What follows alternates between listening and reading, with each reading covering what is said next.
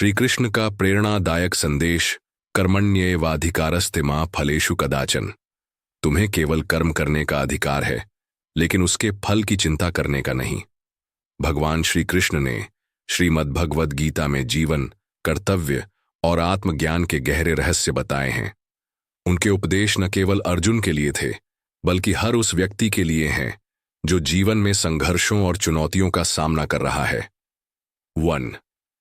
अपने कर्तव्य पर ध्यान दो, फल की चिंता मत करो। श्री कृष्ण सिखाते हैं कि सफलता का असली रहस्य निष्काम कर्म में है।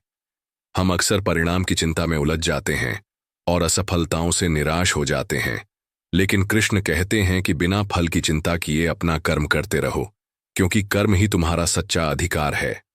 2. डर को त्यागो और आत्मविश्वास रखो। यदा यदा ही धर्मस्य ग्लानिर्भवति भारत।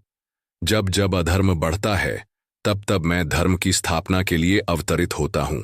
श्री कृष्ण हमें सिखाते हैं कि जीवन में संघर्ष तो आएंगे, लेकिन हमें डरना नहीं चाहिए। जब भी तुम्हें लगे कि तुम अकेले हो, याद रखो कि भगवान हमेशा धर्म और सत्य के साथ खड़े हैं। आत्मविश्वास और सत्यनिष्ठा के साथ आगे बढ़ो। 3. मन को नियंत्रित करो, क्योंकि वही सबसे बड़ा शत्रु और मित्र है। उद्रेदात्मनात्मानम नात्मानम वसादयेत। मनुष्य को स्वयं अपने मन के द्वारा ऊपर उठना चाहिए, उसे नीचे गिराना नहीं चाहिए। हमारा मन ही हमें सफल बना सकता है और वही हमें गिरा भी सकता है। यदि हम अपने विचारों और भावनाओं पर नियंत्रण रखते हैं, तो हम जीवन में बड़ी से बड़ी चुनौतियों को पार कर सकते हैं। इसलिए सकारात्मक सोचो और मन को एकाग्र करो। 4. सच्ची भक्ति और समर्पण से हर समस्या का हल संभव है। सर्वधर्मान परित्यज्य मामेकम शरणम व्रज। सब धर्मों को छोड़कर बस मेरी शरण में आ जाओ, मैं तुम्हारे सभी पापों से मुक्त कर दूंगा।